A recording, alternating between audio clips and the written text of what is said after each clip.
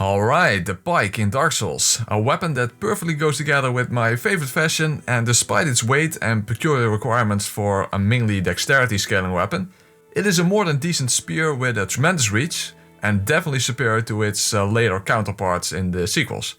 Or the completely nonsensical charge R2 attack in Elden Ring that goes upwards for some reason.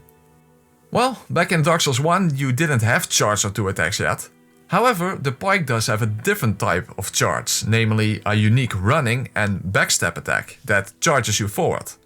It even has a triple hitbox, so that sounds pretty effective, right? Like something you would really want. However, what you would think is a carrot is really nothing more than a stick, because it's bad, it's really bad. And if you use it exclusively, you will soon find yourself in quite a pickle from pedantically poking with your pike. Now, you may want to stick it to this game, but this is not the most effective way of doing it. But that's exactly why I did it, so that you don't have to. Because you shouldn't, you really shouldn't. Just trust me on that one. Also, this run is so rare that the only example of it I can find are some individual surviving clips from a very old Lobus Jr. run. So, therefore I think it's either a good or bad idea to thrust this special attack into the public eye. At the very least it's an idea. This is the Dark Souls Pike Charge only challenge, meaning that I can only do damage using the running or backstep charge of the pike. Of course, it's not unlikely that you will end up doing a normal attack by accident, so therefore I had the Dark Sign equipped to reset back to the bonfire in case I made an illegal move. Which can be quite painful. But let's start at the beginning, although the challenge itself can only start after we reach Lordran and acquire the pike from Andre.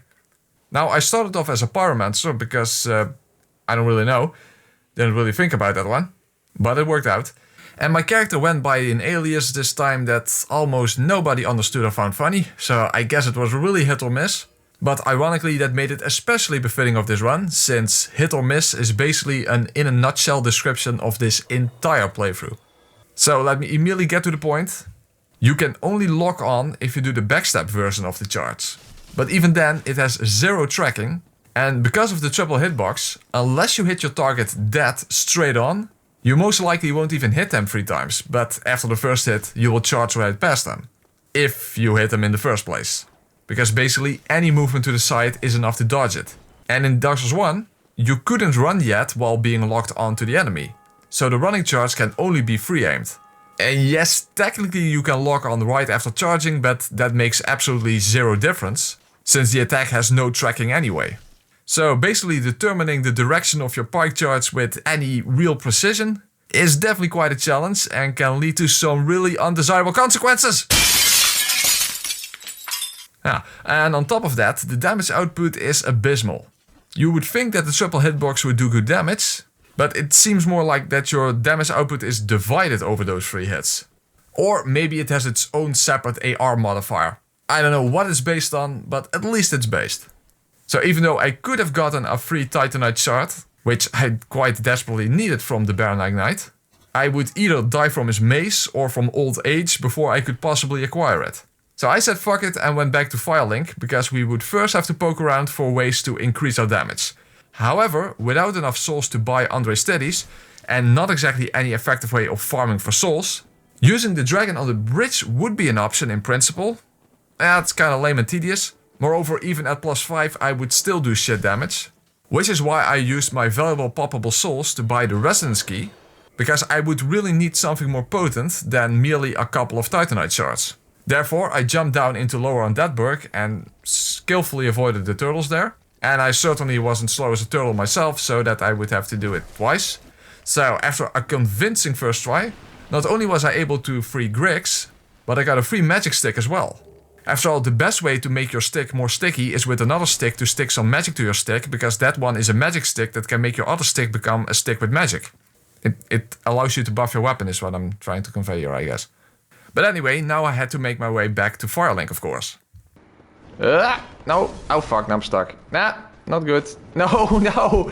And once you get stuck, you cannot attack, because I need space to do the pike charge. Well, the problem with Griggs is that he charges even more than I do, so I couldn't afford to buy a magic weapon from him. So therefore I went all the way down into Blighttown to pick up a large poppable soul. On top of that, there are some other good stuff there as well. First of all, I did pick up part of my favorite and pike matching fashion, although because of the massive weight of the pike, I would never even be able to complete it anyway. Which is actually a bad thing, given that fashion is way more important than stats and damage output and that kind of irrelevant stuff. But apart from the large souls, there's also a large titanite shard, which would unfortunately require me to get past Capra demons, cramped and turtle-infested arena, using a running attack, to even be able to make use of that, so that would probably be a lot of fun. But at least now I had another way to increase my damage output. Unfortunately, the weight of the catalyst alone is enough to require me to be in my underwear in order to fast roll. Regardless, I thought it was about time to deal with the first boss now. Because at least the Taurus demon is not all that maneuverable, has low health, and you fight him on the bridge, so moving back and forth is already something that you would naturally try to do. Well, actually the real boss would turn out to be crystal lizards. Well, actually even before that, just hollows holding shields already felt like charging into a brick wall. To kill this crystal lizard, or any crystal lizard probably. Okay, let's see if this works. Okay, I can hit him. No. This is not gonna work. Okay, crystal lizards are probably not an option. No. Oh, yeah, it works. Yeah, I got him. Nice. Oh boy. Yeah, spoiler alert, that would be the only crystal lizard I would actually manage to kill with this stupid attack. Run! Oh, that's not good. That is not good.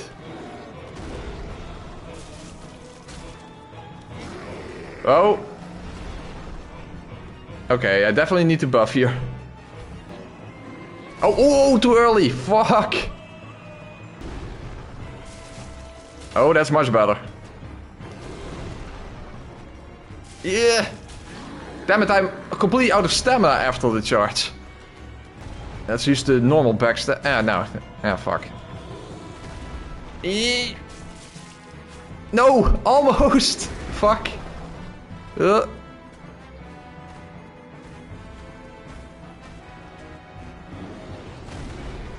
Yeah, got him. Okay. Well, one of the easiest bosses in the game is down at least. Well, as you can conclude from that, not only is the lack of endurance a problem when it comes to weight, but the pike charge consumes a shit ton of stamina, meaning that I'm not merely vulnerable because of the animation itself, but if it drains off my stamina, I cannot even immediately dodge out of the way after the animation ends. However, although we could technically now easily farm souls using the dragon on the bridge, given that I was streaming this run, I didn't want to waste any time on farming anyway. Moreover, I kind of despise farming to begin with. So I thought of something else that could make me feel at least a little less vulnerable, namely the Wolf's Ring to grant me 40 points of poise. It's not a huge difference, but it does prevent weaker attacks from breaking your animations. On top of that, I had now accumulated enough solder pops to upgrade my pike to +5. However, that left me without any souls to level up my health and endurance. Fortunately, there's also a ring for that. However, poking my way to Lautrec's prison would be a bit too tedious, so I just had to make a run for it. After all, if you're holding a spear in a church, you got to make haste or something, I don't know. Now, despite this small boost in health and stamina, I wasn't so sure that we would be ready for the gargoyles, since my damage output was still rather poor. However, I was able to wear a hat now, so I think we should be fine. Regardless, despite of all of that, the Wolf's Ring does provide enough poise against hollows, but not against the gargoyles. And although the damage output could be worse, I suppose, it's pretty tough to get all 3 hits from the charge to connect. Unless you lock on and do the backstep charge. However, that is obviously very risky, especially because the attack still requires way too much stamina for my still not very impressive stamina bar. And on top of that, I don't do enough damage to take down the first gargoyle before the second one shows up. Then it becomes quite a clusterclog. And if you charge into the fire, you're kind of stuck and shit out of luck. Well, it's still better than charging right off the edge of the roof, I suppose, which is also a very real danger, given how far reaching the charge is. So that was yet another thing to watch out for. Therefore, finding damage opportunities was a challenge in and of itself. And then when you get one, actually getting hits in, because remember that this attack has 0 tracking, so when using the running charge, you have to free aim, So, would I be able to make the gargoyles gargle on my poker? Or would I be the one doing the choking? Yeah, sort of worked, I suppose.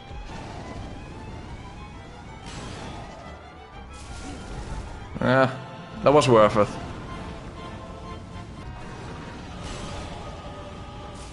Yeah, got one. Whoa. Okay, now stay alive. I don't see anything because of all the particle effects. Okay, don't go in the fire.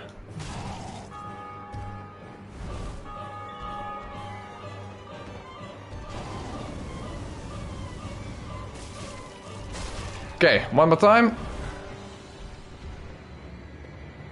Okay, nice. This should be it. Okay, good. Ha.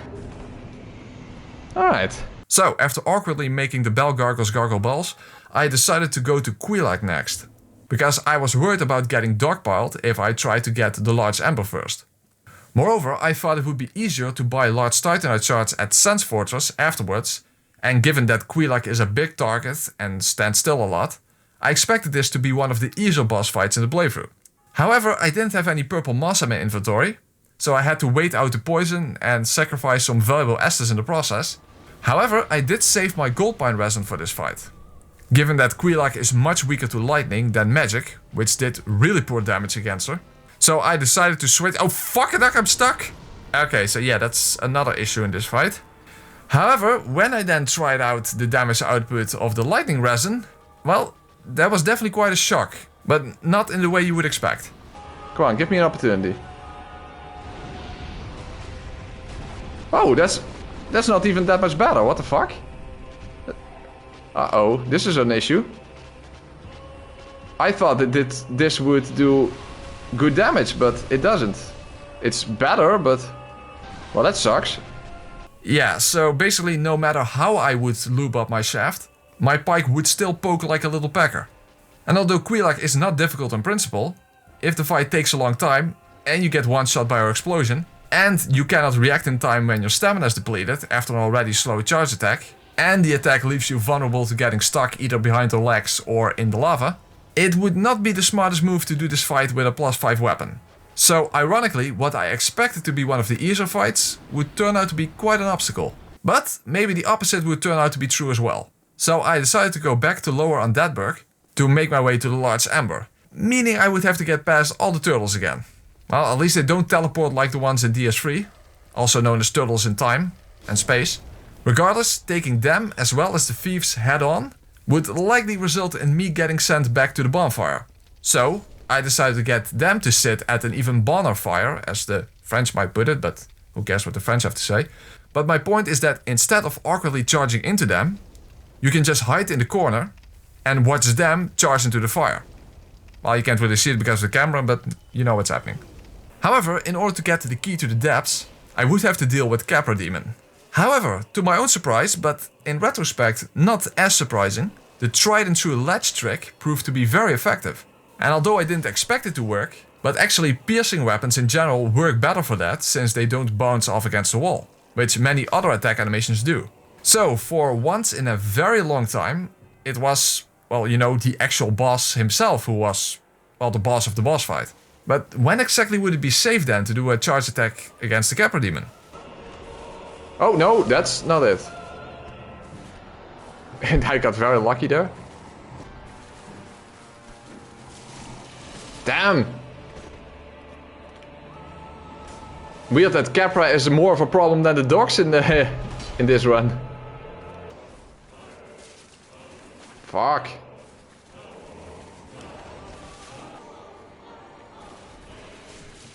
Well, the best opportunity is when he does the two-handed one.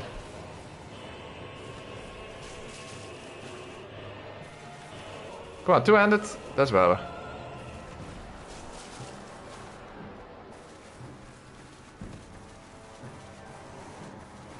Okay, that works too. Oh, actually it does. Whoa, I can't see anything. Kill him, please. No! Don't get greedy. Okay, let's not fuck up down near the end.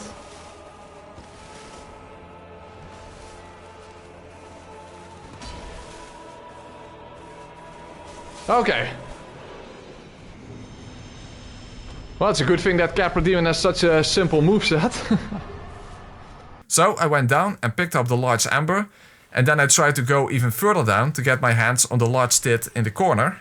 However, then I got cornered myself by the piker mice from Mars or something. I don't know, I don't give a rat's ass. But what I did give was the large amber to Andre, but due to the lack of large titties, my pike was still lacking in potency.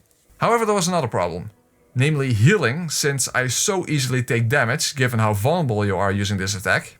So I decided to make an early trip into the catacombs to acquire the Rite of Kindling.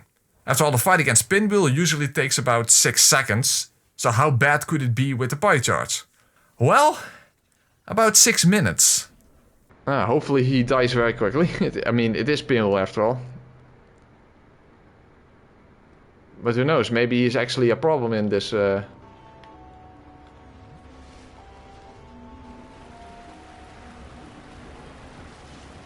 Oh, he might be. That is not a lot of damage for Pinwheel. Didn't even connect at all. And there was a clone, of course.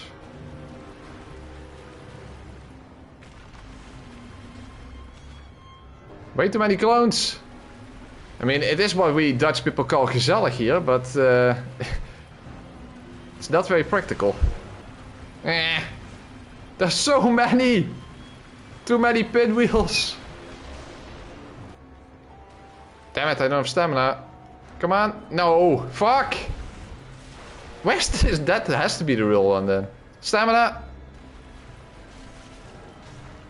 But I don't do any damage! Fuck, now I need to actually use humanity, what the fuck?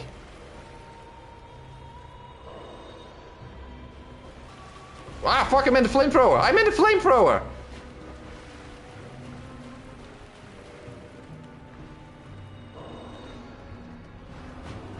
Okay, there we have the real one. Oh, don't get in the fire.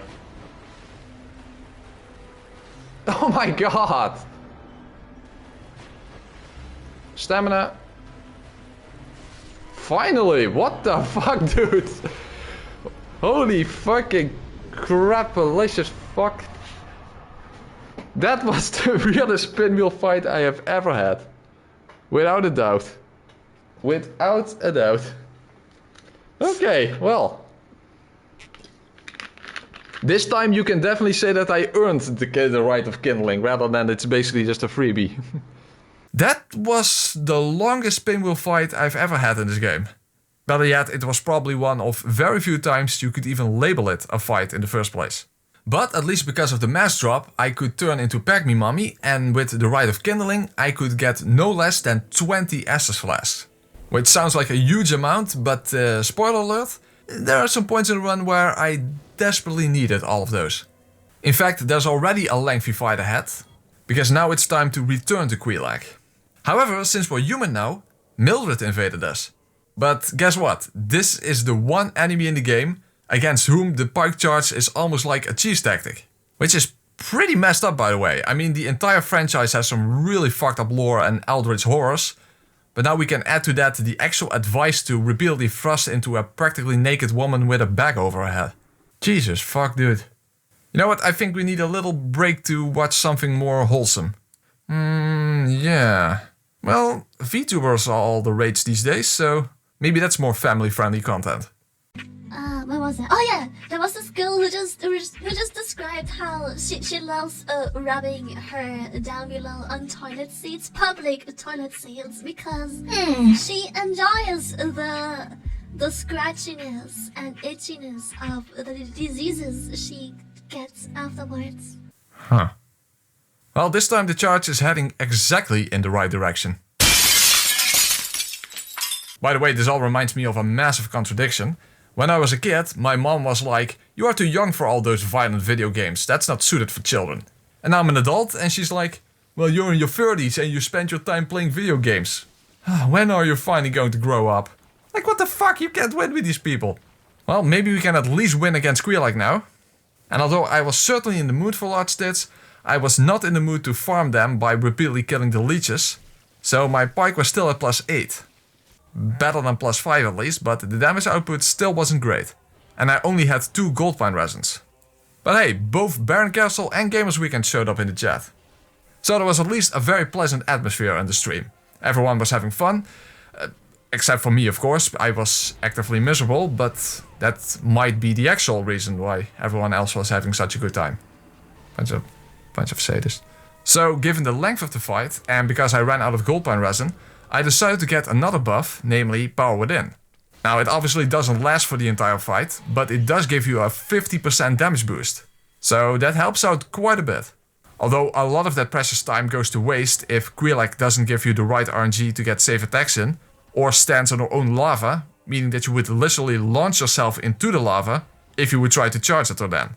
Regardless, Power Within did speed things up a bit, and a good thing because it still took about 8 minutes. Okay, maybe one more time?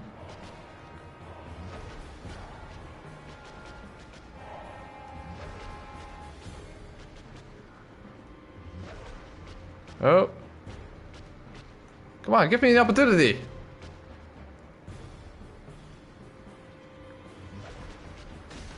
Yes, got her, finally. Jesus fucking delicious.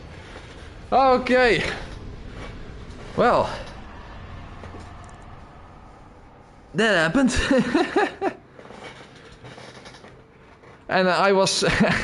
and I thought like, oh, Quelaag is going to be one of the easier bosses in this run, yeah.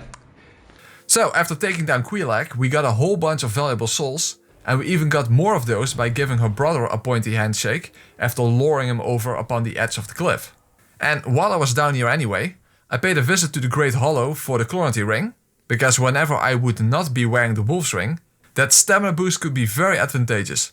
But I was also here for some Titanite chunks.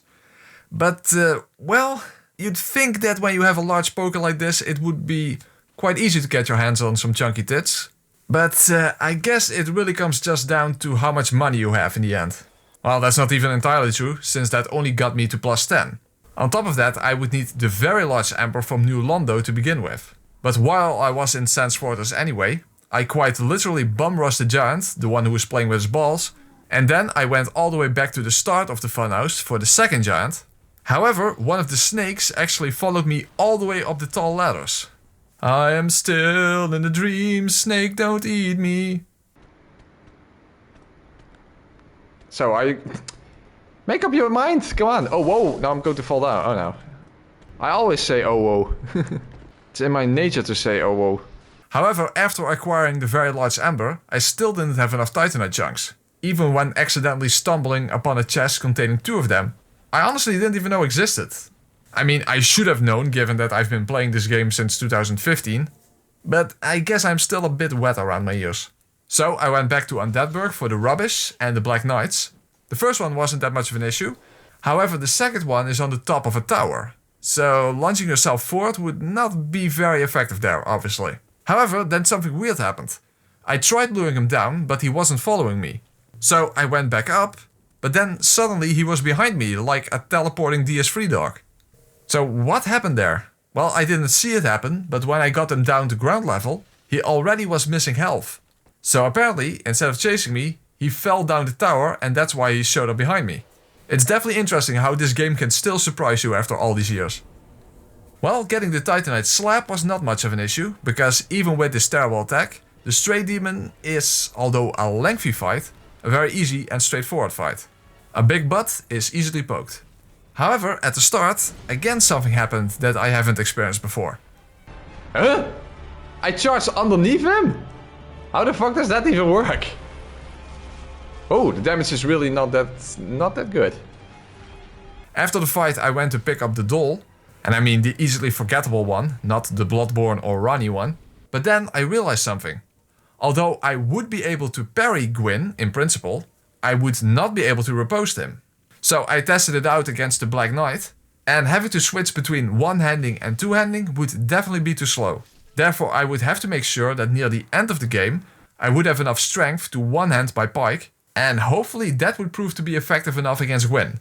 But that's a worry for much later. First we would have to get past the Iron Golem. I'm just calling it as it is. Oh! You didn't see that. That didn't happen. Hey. Nah. As I said, I'm very fall-offy today. That didn't count as a hit. Seriously. That didn't count as a hit. Literally only the final hit. This is such a weird attack. Well, speaking of falling down, can you make the Iron Golem fall over the edge using the Pike charge? Oh, you most certainly can, but it's far from certain that you will. In fact, given the limited space, the lack of tracking, and the fact that once you commit to the Pike charge, you cannot change course mid-animation, it's far less effective, but a lot easier to, to make yourself fall over the edge. On a side note, I took this opportunity to go and free Logan from his cell, because that will be very important for later. But yeah, there are several problems in this fight. First of all, for a mid-level boss, my fully erect plus 15 Pike with a magic buff still doesn't do an impressive amount of damage. Which would be okay if you could consistently hit the boss. But for running attacks I have the free aim to begin with, which often launches you in between his legs. And if you try the backstep version, so that you can at least lock on, well, he doesn't have lock-on points in his legs for some inexplicable reason. So that has limited use as well. And especially when you get him to start wobbling, that's when actually connecting your attacks become the most relevant. If you want to make him fall off or just make him fall down on his ass so he can at least get some free hits in. Well, a good thing is that other than his grab attack, the hitboxes on Iron Golem's attacks are very accurate. But of course my charge's own triple hitbox at least feels as arbitrary as ever. Final buff. I should have got him some Firepine resin just as a backup, so to say.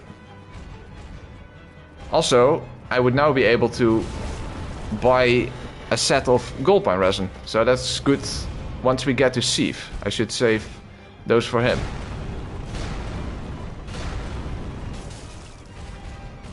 Uh-oh. Oof. Come on, just hit him! I'm so close and I'm running out of my final buff. That's a good thing I'm buff in real life. No! No! Fuck! Come on, so close!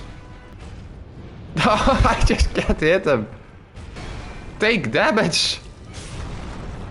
Okay. One more hit, please. Just, yeah. Nice! Ooh, he almost pushed me off. Alright then.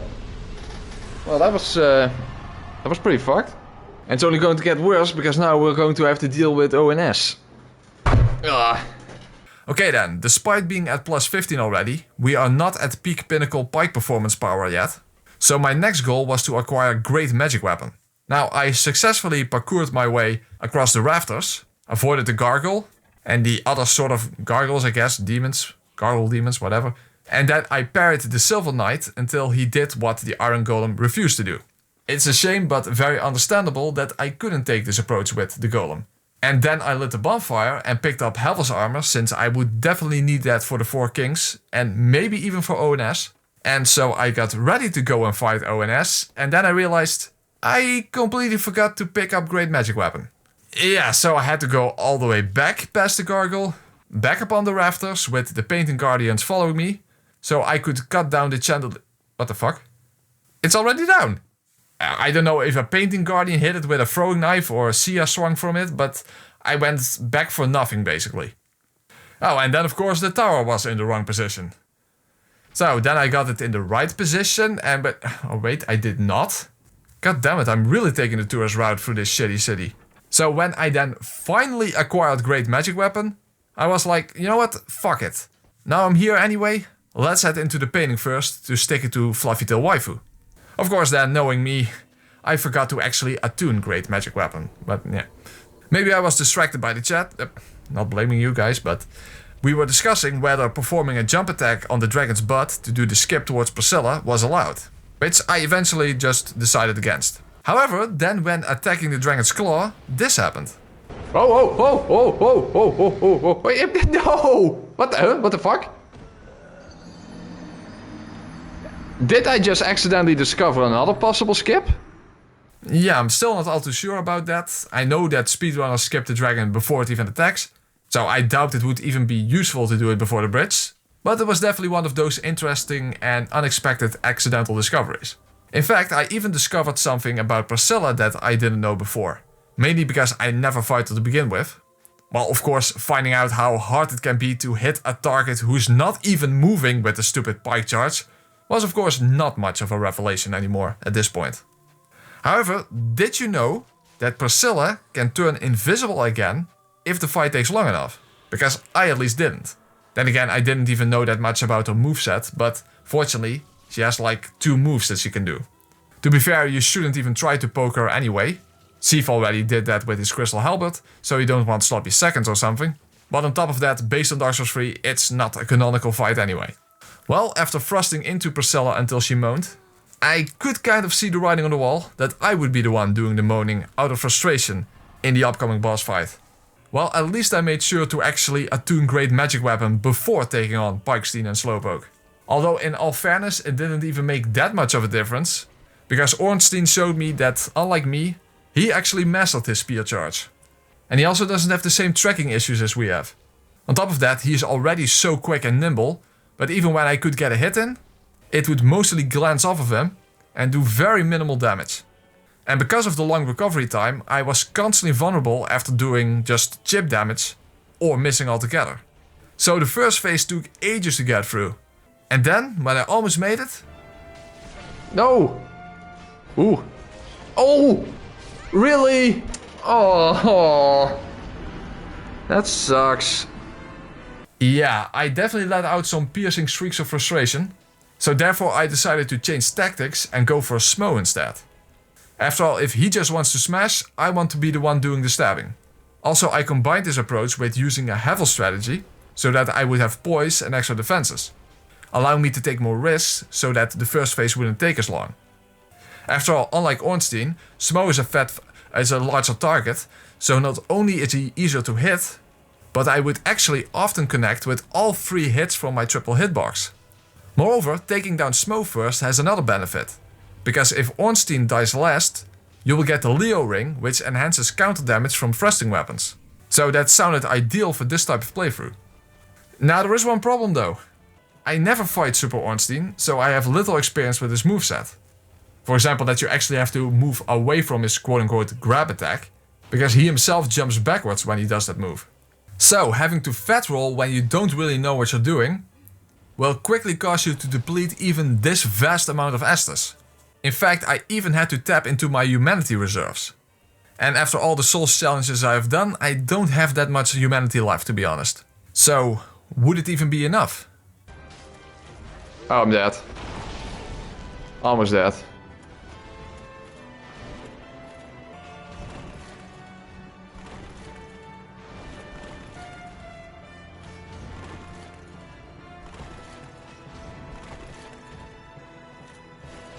Ah, fuck. And now he does do the follow-up, Jesus. Bunch of fuck. All I'm doing now is wasting humanity. Oh, huh? Oh my god. Nah. Havel's armor was definitely only a nuisance here. Yeah, that's rough, so I had to change tactics once again. I would still save Ornstein for last, because even though his super version was a pain in the stick, I now definitely wanted the Leo ring as compensation for my frustration. But this time, as soon as Smough would go down, I would change back into my lighter outfit, so that I could at least fast roll to avoid Super Ornstein's attacks. Now the obvious downside, other than awkwardly changing clothes in the middle of combat, is that although it's easier to avoid damage this way, but when you're taking it, you are really taking it. Okay, power in was not a good idea. Unfucking believable. He just hits you right over it. Shit!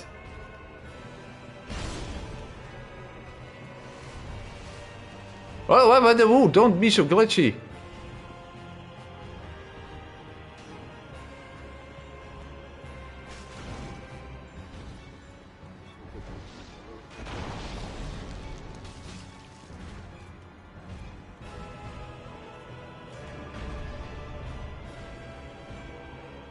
Well, at least it doesn't have Dark Souls 2 hit detection.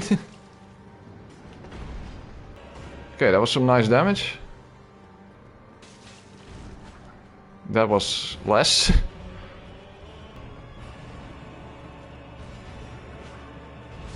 Unfucking believable. That is just unbelievable.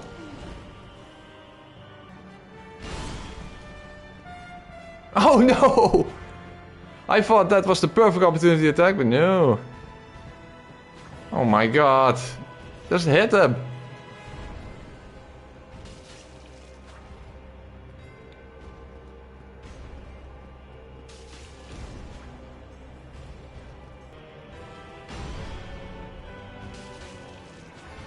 Come on. Do it. Hit him. No! You gotta be kidding me! Yes!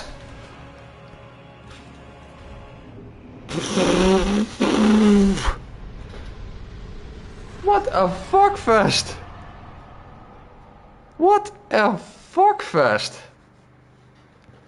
Oh, he actually drops the ring? Oh, yeah, it does. Leo ring! Well, we got it at least now. Jesus, dude, man. We hebben de snap floor. So, after one hell of an ordeal, we could finally acquire our bounty from Boba Fett. However, still the rest of the game was ahead of us. Fortunately, we would get a little bit of a break now, but then it would again be time to polish my pike. Okay, let me rephrase that. Clean my wipe our large. God damn it doesn't matter how literal or figuratively you say it, it still sounds dirty. That's pretty frustrating, but fortunately, after placing the Lord Vessel, we finally got some reprieve from all the frustration, because acquiring 3 out of the 4 Lord Souls didn't cause much trouble at all.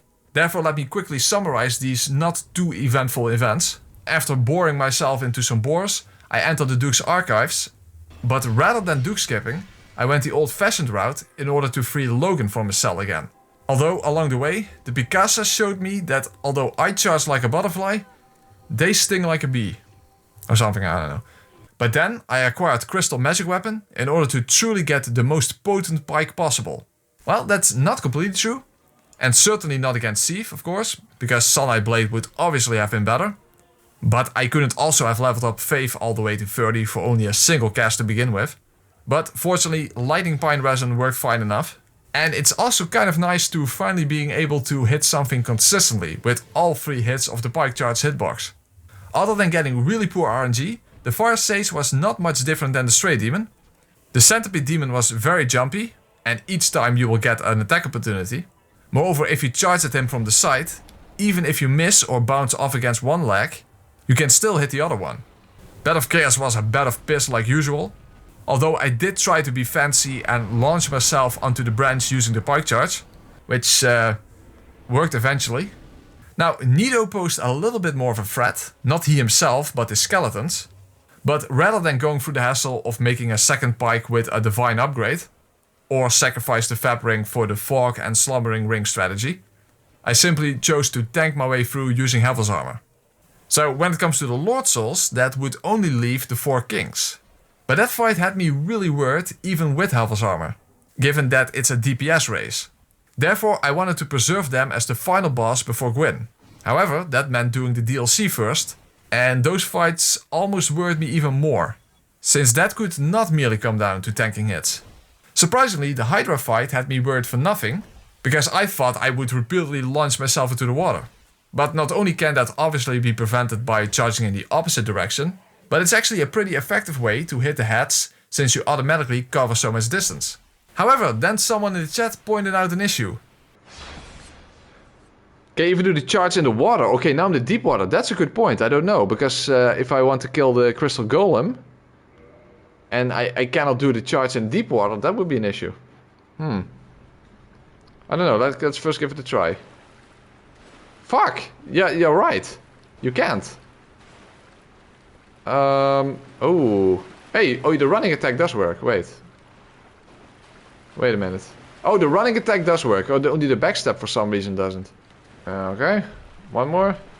Wow, my damage output is suddenly really good with Crystal Magic Weapon. Regardless, we made it to the DLC after going through a rough start, then a relatively easy mid-game section, but now we're going to witness a massive pike in difficulty. Well, almost, because I was very much surprised as to how much damage I was able to inflict on the Sanctuary Guardian. And on top of that, there are several attack opportunities with large enough windows. Oh wait, not that window! If you allow yourself to get hit by the wind attack, he will always follow up with a headbutt. And then you can lock on in order to use the backstep charge. And holy chick on a pointy stick, is that way more damage than I expected. His regular headbutt can be countered as well. And his swoop attack is perfect for a running charge, as you'll be running to begin with. And I thought it would be smarter to not aim for the tail. After all, you cannot aim down with this attack. And his forward combo is another attack opportunity, although you will have to make sure that it is indeed the full 4-hit combo, as you can also break it off after only 2 attacks. So if I hadn't been playing so freaking sloppy, it would have been a pretty clean fight. Regardless, he still went down first try. So would it mean that the rest of the DLC wouldn't be much of an obstacle either? Let's see what good old Sir Artorias has to say about that. Still one of the coolest looking designs in the franchise, if you ask me. Okay, so when the hell can I attack Artorias? That is a difficult question to answer.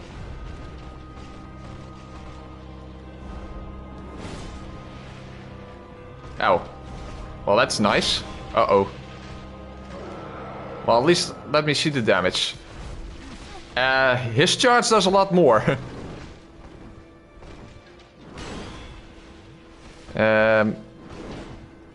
Uh-oh. This is going to be an issue, I think. This is definitely going to be an issue. When the fuck am I supposed to attack? So at this moment I realized that I was in a stickier situation than when Sticky the stick insect got stuck on a sticky bun. But fortunately I did have a cunning plan. Well, sort of. Therefore I tried to change to a tanking strategy using Havel's armor, which makes avoiding his attacks while fat rolling a massive pain. But at least it would provide poise and massive damage negation. At least it would if I could prevent him from buffing, which requires you to stagger him out of his buffing animation. And I couldn't do that. Meaning that Havel's armor is going to feel like an outfit made of very, very heavy cardboard. Especially given that Artorias can even stack his buffs if he does another one before the previous one wears off. So this is not gonna work. Meaning that I am forced to sacrifice armor to increase my mobility. Or can you stagger him out of his buffing animation? Well, I did it one time successfully, but it wasn't a matter of connecting the full hitbox. That alone wasn't sufficient. Meaning that time I was lucky enough to have done enough poise damage before he happened to go into his buffing animation. And then I happened to get the full triple hit from the charge. So it's possible in theory, but completely unreliable in practice. Therefore I simply couldn't count on that. So all in all, I had to deal with a full-powered Artorias without specifically impressive defenses, using one of the most awkward attacks in the game. And when you stare into the abyss long enough, it apparently walks all over you. So this would be an endurance round, because very, very few attacks could be safely counterattacked, and safely only to a degree. Mainly his spinning charge was my best opportunity. And remember, I would either have to free aim using the running charge, or it would require really strict spacing and timing to use the backstep version to be just outside of the reach of his sword, yet quick enough to be able to react to his next attack, since then you would not charge past him probably. Which in a way was the benefit of the running charge, ironically. Although that would mean not getting the full 3 hits of the triple hitbox. Not that I could reliably get those to connect even if I wanted to. And although I start off with Crystal Magic Weapon, the further you get into the fight, the lower and lower my damage output will become, as I'm running out of my most powerful buffs. On top of that, since I got so few attack opportunities anyway, most of the time when my buffs are active goes to waste. Which is why I didn't even bother with Power Within, since I only had 3 attunement slots, and therefore I chose the 5 regular magic weapon buffs instead of 1 cast of Power Within. So yes, this would require all my resources and definitely all my Estus Flask. And probably all of my sanity, if I had much of that left to begin with. Especially after the Bloodborne Frenzy only run that I did simultaneously with this one. But that's a story for another day. So close yet so far away.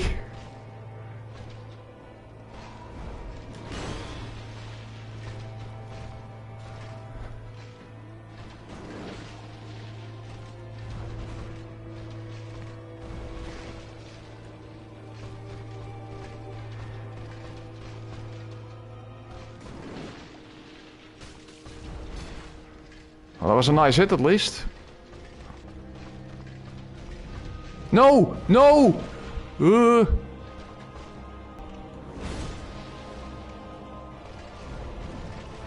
Seriously?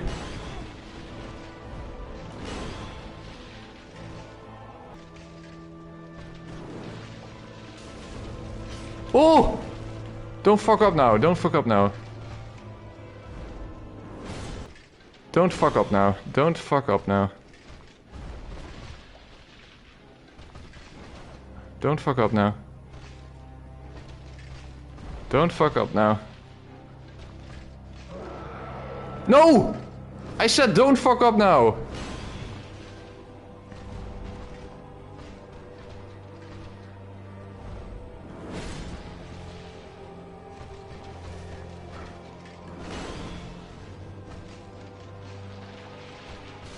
Yeah! Whew! Fuck!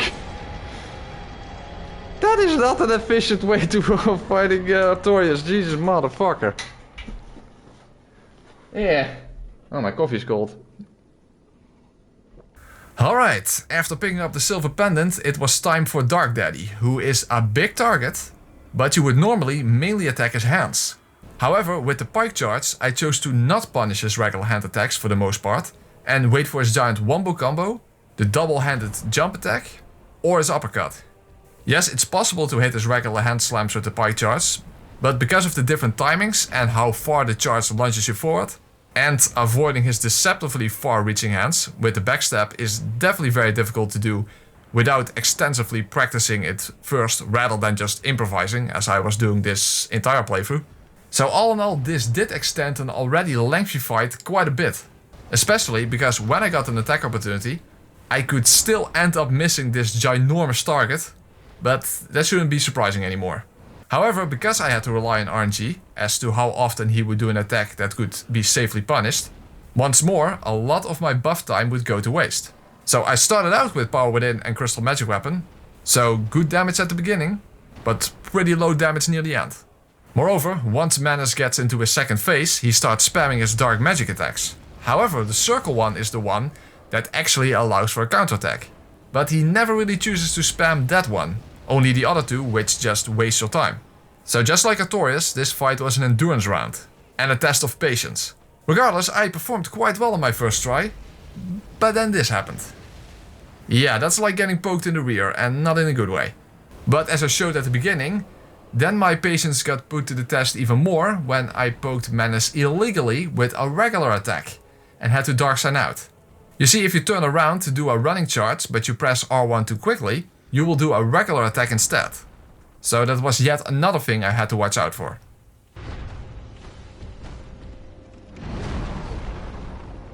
And could have gone for it, but... Okay, that's better. That's better.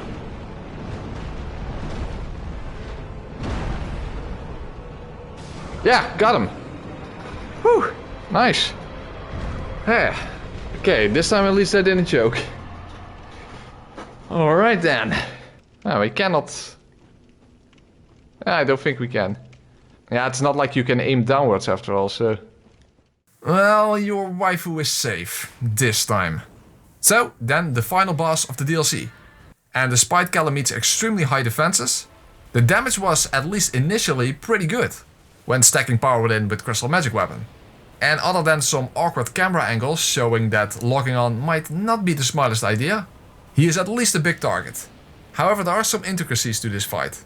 One problem was the long recovery time of the charge, because I thought charging into his next swipe would be a smart move, because it would launch me past his annoying hitbox on his head. But then I couldn't respond in time to his Calamity attack. And if he stands on his hind legs to breathe fire instead, I tried to do a backstep charge, but then the angle matters, otherwise you get some interesting hit detection issues. Kalameet might be big, but he is towering above you, meaning that generally it's his legs that you can hit and not his giant body. Oh, and when I tried to do a running charge instead, I actually ended up getting caught in the fire breath itself. Twice. I'm not even sure if that attack has ever hit before, because it's a bit of a peculiar attack for him to do when you are already close to him.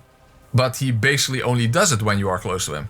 Oh, and even if you do a successful running charge, For some reason his breath causes the earth to spin faster or whatever the fuck is happening here. I mean, do the days get shorter because it's summer? No, it's because of Kalameet. Well, this is actually during the daytime, but you know, whatever. Well, despite all of that, initially my damage output was pretty good, but mainly because of power within. So when you also run out of crystal magic weapon, your mighty pike will start to feel a bit flaccid. Like you're merely what we in the Netherlands refer to as zwaffelen. So a fun bit of trivia, in my language there is an actual word for slapping someone with your flaccid penis. Yes, it has an actual official terminology with an encyclopedia and Wikipedia entry and was voted as the word of the year back in 2008. So if you wonder why I consider myself a patriot, that's one ironically very solid reason. But what I was trying to say is that all in all, this fight was pretty lengthy and also got pretty damn intense.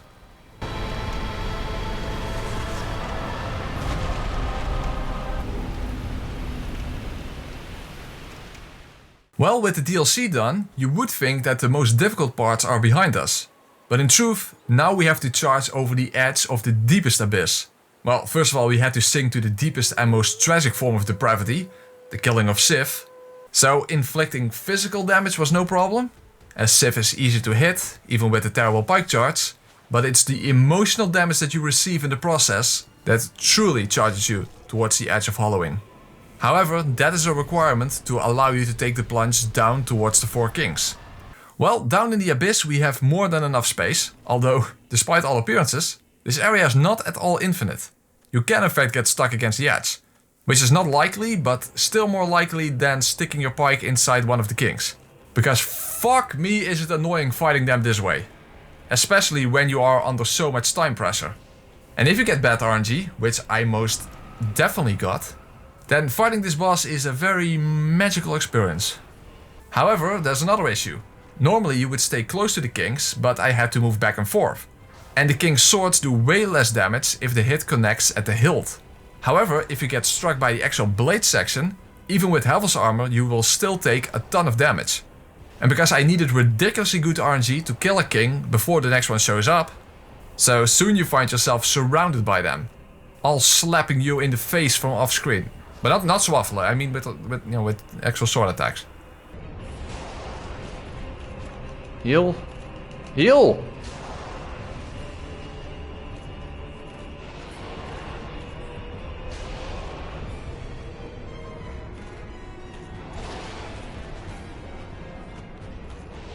Oh, whoa! So much damage!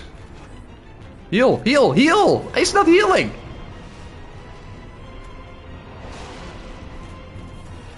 Oh my god, no.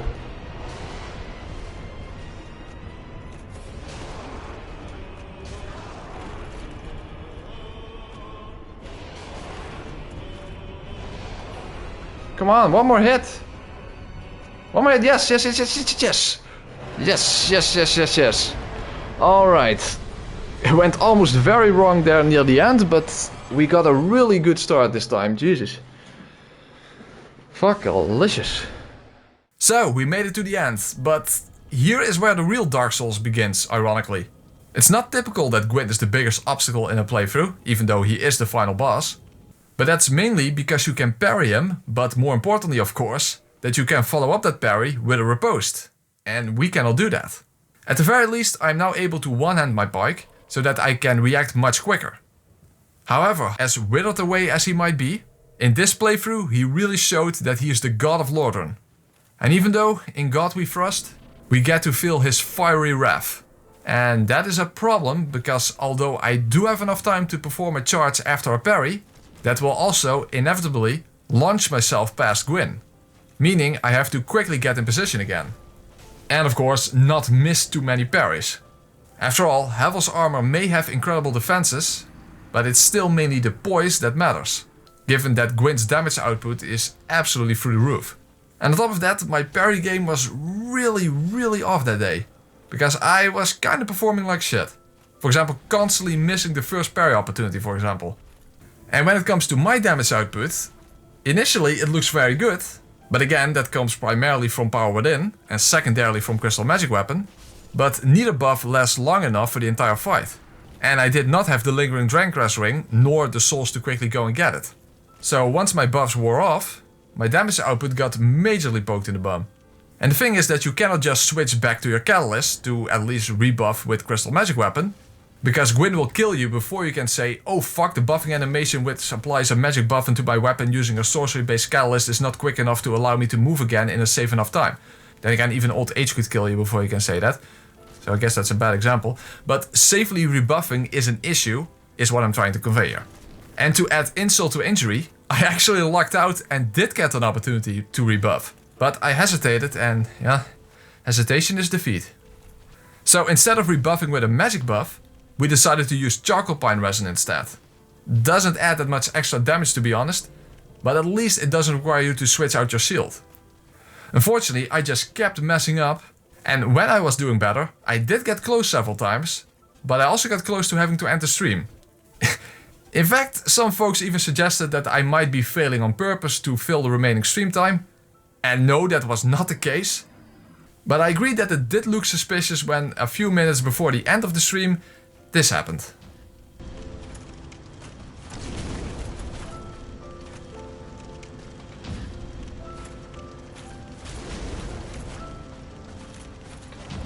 Don't have stamina.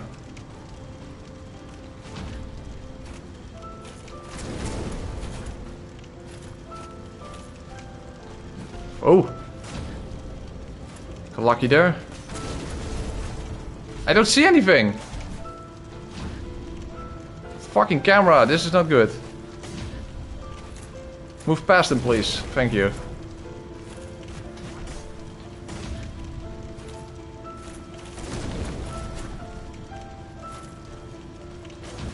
Shit, I hate this position.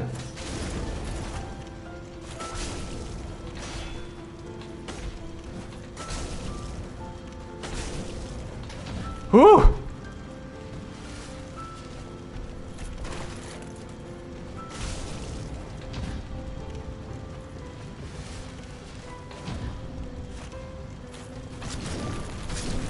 Oh, he's dead! What a clusterfuck that near the end! Oh my god! Oh my fuck! Oh my fuck up the motherfucker! Oh, Jesus! Well, fuck, that's over. Oh my god! No, that was not planned out in any conceivable way, but I definitely like it when things fall into place like that. So, that's how I managed to beat Dark Souls Remastered using only the Pike charge. It's definitely one of the moves ever made. If you enjoyed this video, please poke that like and subscribe button and charge over to my Discord server if you want to poke around with the community. And if you want to have early access, you can support me on Patreon.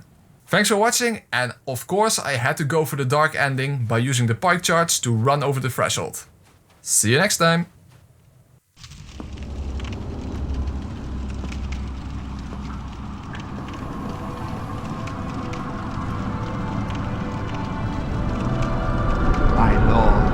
Bless thy safe return.